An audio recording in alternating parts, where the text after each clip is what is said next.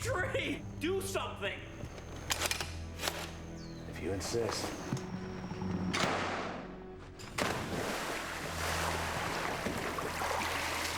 Who are you?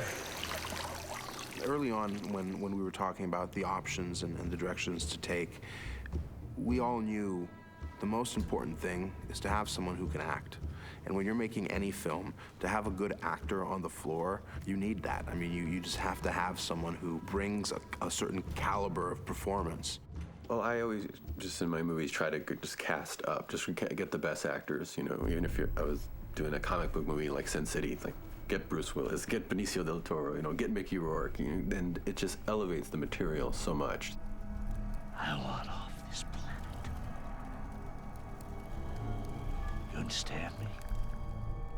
It was really important for me that each character felt like they could be a star of their own movie, that they were rich enough, even if they only said a few lines, that you could picture a whole motion picture of just that character before they got to the planet, and if you were just to follow them.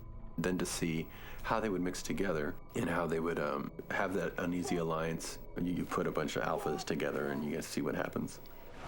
If you look at Aliens or if you look at Predator, those films already had a unit that had worked as a unit and that had functioned as a unit, whereas we have a bunch of individuals thrown together who are forced to come together as a unit. So the dynamic is very different. In Predator, there was a shorthand among the characters. A glimmer or a glance was enough for one character to understand what the other was thinking and for the viewer to understand what was happening.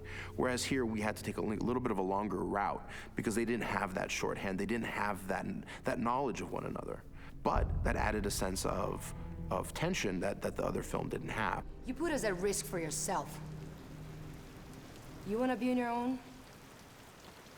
You got it. A lot of the negative comments, I think, came from Adrian not being built like Arnold Schwarzenegger. We had no intentions of imitating and replicating Arnold's character. If we would have done that, I think we would have been doing the film a disservice and we would have been doing the viewers a disservice. Please stop doing that. There was a style of making movies, and we had big, strong men defending us, and there's something fun and exciting about that, but I think movies today have changed a bit, and we are trying to be more rooted in the reality of things. They don't make them like they used to anymore.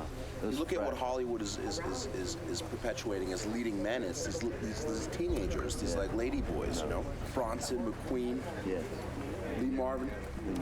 He was the man. He's so badass. With Adrian, it was a much more realistic choice of what soldiers look like today, and you can't compete with Arnold Schwarzenegger. So why are you going to go that direction? It's much better to go the other direction and do something the audience isn't expecting. That's part of what attracted me to this, and in my preliminary discussions with Robert, I stated how I wanted to create a very flawed and tragic hero for the film, and Royce is the heroic role, but he's a dark human being. I'm guessing ex-military. Black Ops. Probably a mercenary.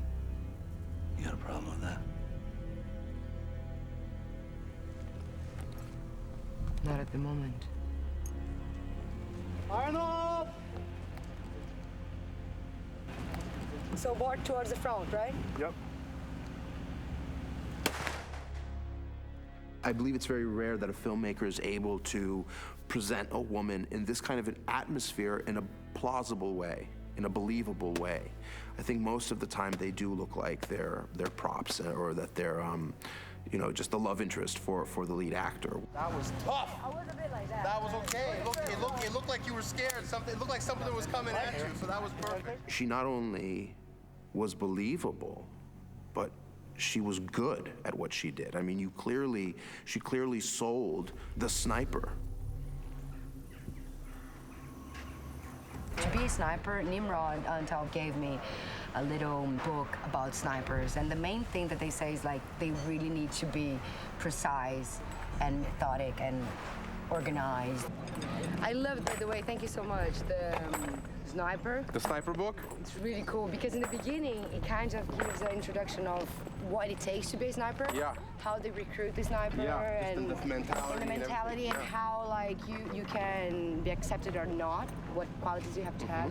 But one of the things that is interesting that I was going to suggest you for one of the scenes is that they always have to have a third Tripod. So maybe for that scene with the dog, if you want, we can just put it on something, the gun. I'll show you the chapter, yeah. Okay. Just because they say like it needs to be on something, so it doesn't shake with the breathing or with the body.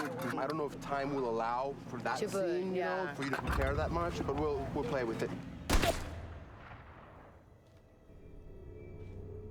Who are you? The one you don't fuck with.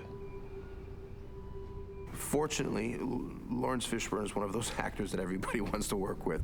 He is a true artist, and in this day and age, that is unfortunately a rarity. How do we kill them? However you can.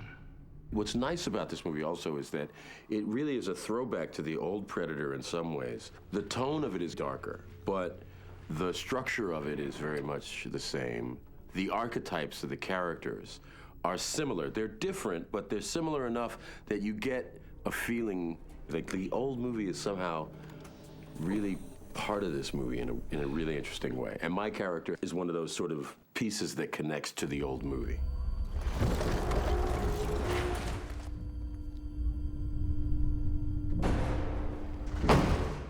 But I'm telling you, man, Louis, shirt off, 34 degrees. And the funny thing is, in all their takes, they're usually watching one another, but that day, Louis had no love because no one was there. No, Louis was alone, so no one was witness to what the dude was doing. 34 degrees, wind machine on, getting spritzed down, and not one time did he say anything.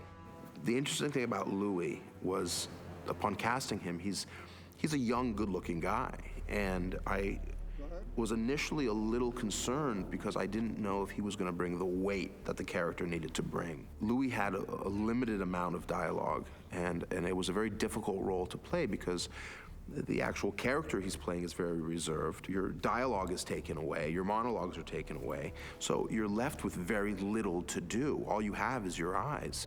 I don't think I've ever seen anything quite like it. An actor who's had so much removed, he has so little to work with, but that little thing that he does have is huge.